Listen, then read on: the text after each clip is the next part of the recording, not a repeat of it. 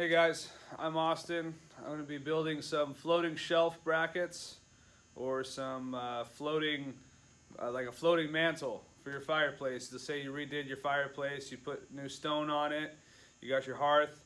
Now you're ready to throw a mantle on, but you're like, how do I mount my mantle on top of my stone? Well, you don't necessarily mount it to the stone. They make these brackets that have a square like about so. Then there's a rod that sticks out and you drill your holes in your mantle, which I'll show you guys later on in this video. But I'm going to show you how to make the brackets rather than pay $40 for them. You can go to Home Depot and buy a piece of round half-inch steel, 36-inch piece of steel, $5.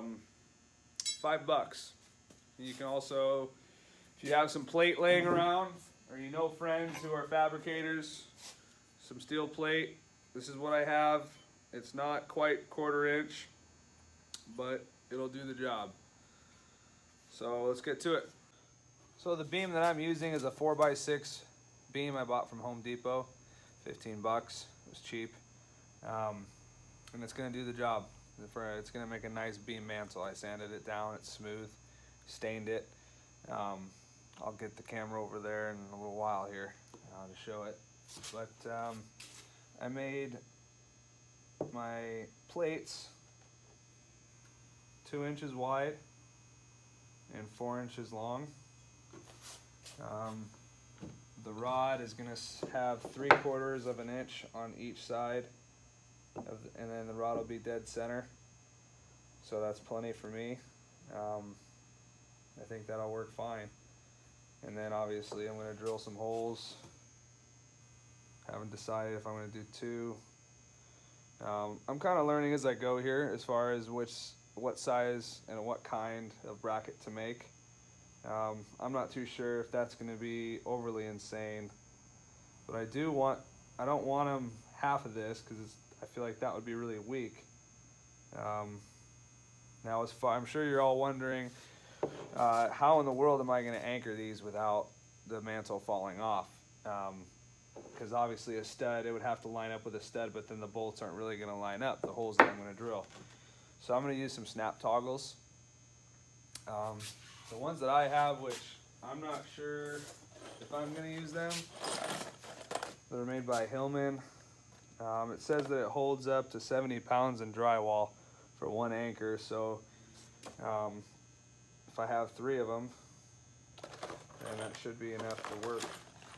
The only problem I'm going to run into is when I go to thread these into the anchor, or when I go to thread it into, it's not going to sit flush. The head will not sit flush. So what I got to do is countersink these really deep, or I can go buy a machined screw with a tapered head that will countersink with a flat head that'll sit in there nice. And I think that's what I'll do. Doesn't make sense to me to narrow these down. It would have made more sense to make them wider to keep it from pulling, but I think this is fine. This will do fine. There's not going to be a whole lot of weight on that beam, and that beam's only about 30 pounds maybe. So anyway, I'm going to grind these down, get this old crap off so I can get it ready to weld up the rod, or drill my holes. I think I'll do that first. Drill my holes and then grind them up, clean them up, get them ready to weld. All right, so I've cut these down. I said they were 4 inches wide. They are 4.5 inches wide. I decided to go with only 2 holes for the simple reason that these toggles, when they're sitting behind the drywall, how am I going to show this to you guys? There you go. Yeah, anyway, these toggles are going to sit behind, so there wouldn't be any room to put 2 there.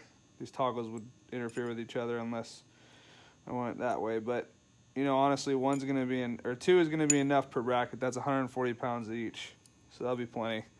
Hopefully I don't regret that. I drilled 3/16 inch holes because the machine screws for the toggles are 3/16. So I drilled those holes in my drill press and I countersunk them, as you can kind of tell in the video. Did a countersink. We'll see if those are big enough. I don't have the hardware with me to make sure that the countersink is big enough. See, then I went through and I cut my dowels at, I went 4.5 inches. That beam is 5.5 inches true. So I went 4.5, and what I did is I beveled the edge. See if you guys can see this. Yeah, you can kind of tell. I beveled the edge so that way when you weld you always want to bevel your edges, especially when you're dealing with thicker stock. So this will sit, this will screw into the wall, this will sit in here like this, and I'll pull that down just like that. Now what I'm going to do, try to get the camera over here without shaking you guys too much.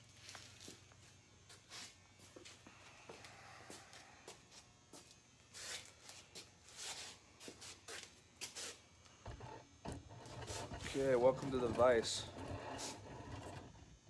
So what I'm going to do with this is I'm going to lay this in, actually I'm going to set this on top. And what I'm going to do, I'm going to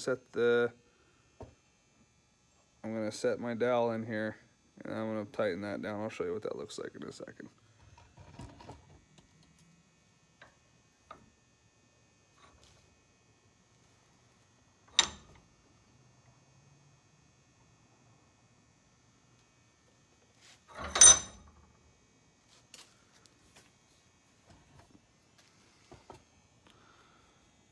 There. It's sitting a little bit below it. So if you rub your finger over the top of it, I can just feel it with the pad of my finger. So it's not up exactly, but so when I fill that, my welder wire, it should hold that very nicely. And the reason why we do that way is because your bracket, if you set this in here like so,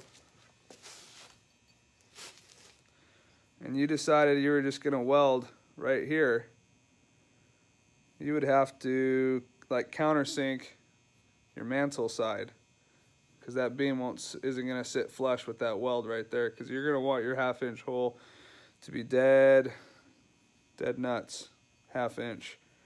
You don't want any play in there, any wiggle room in that hole at all.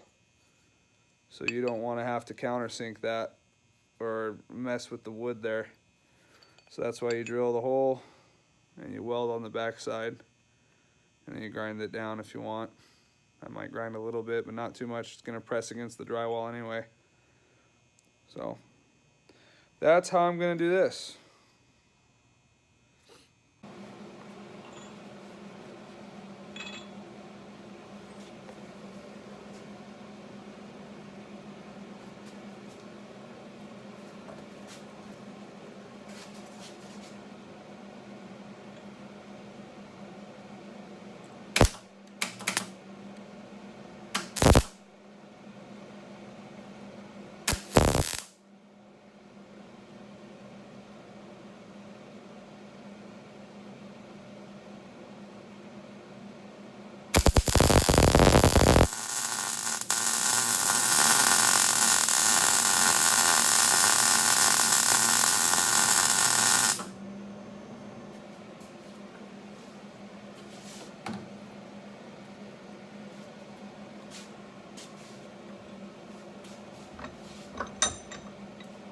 That's what you want right there.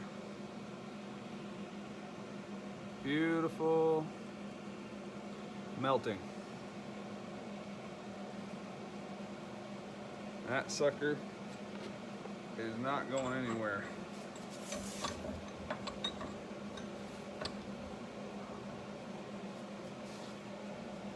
Oh yeah.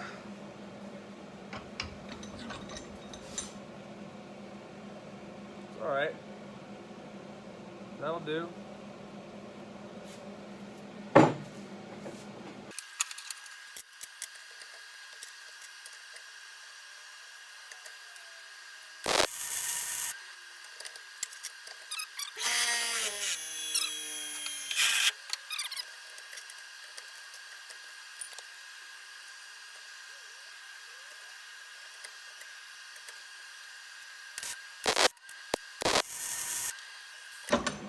Boom. There you go. Paint them. Spray them with some black paint. If you really care, you can paint. Or I mean, not paint. Sorry, you can grind down these edges, but no one's gonna be looking at the back of the mantle when it's on the drywall. So I used I used my drill press. I used countersinks. I used my portable bandsaw, my grinder with a grinding wheel, 4.5 inch grinder. Hobart 110 welder with argon shielding gas. Argon, that is. Oh, one thing. When you're doing your brackets, when you're drilling the holes for your brackets, make sure that you use cutting oil.